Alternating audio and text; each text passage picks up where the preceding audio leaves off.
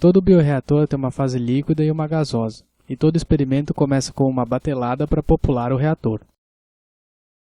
Um quimiostato é um cultivo em estado estacionário com líquido entrando e saindo continuamente.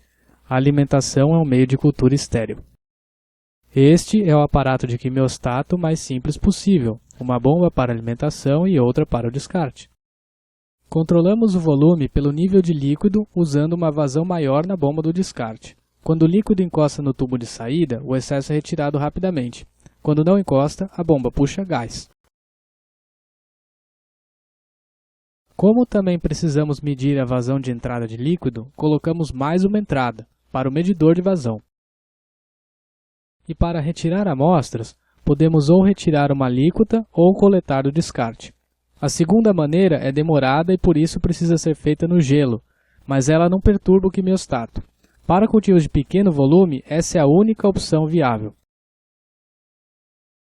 Além disso, precisamos controlar o pH e evitar a espumação. Então temos mais 3 soluções líquidas de entrada: base, ácido e antiespumante. Cada solução dessas tem a sua bombinha de alimentação.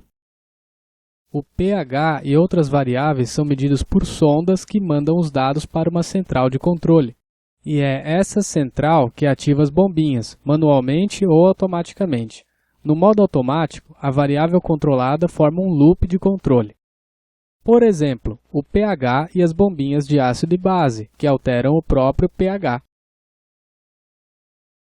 Além do fluxo de líquidos pelo reator, temos um fluxo de gás. Borbulhamos um gás de entrada e ele sai molhado.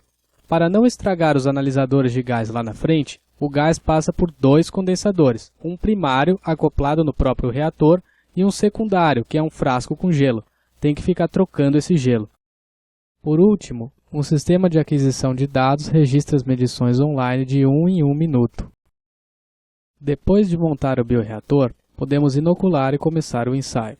Precisamos prever no mínimo 8 portas na dorna, 6 de líquido e 2 de gás. A entrada de gás tem que desembocar no fundo com um borbulhador na ponta, e a saída de líquido puxa a partir da superfície de líquido, então a altura da ponta desse tubo é o que define o volume do cultivo. A diferença do cultivo contínuo para o batelada alimentada é a saída de líquido. No batelada, ela não é contínua, pois só é usada durante a amostragem. Como agora não há controle de volume, podemos retirar amostras líquidas do fundo do reator e em pouco tempo, dispensando o gelo.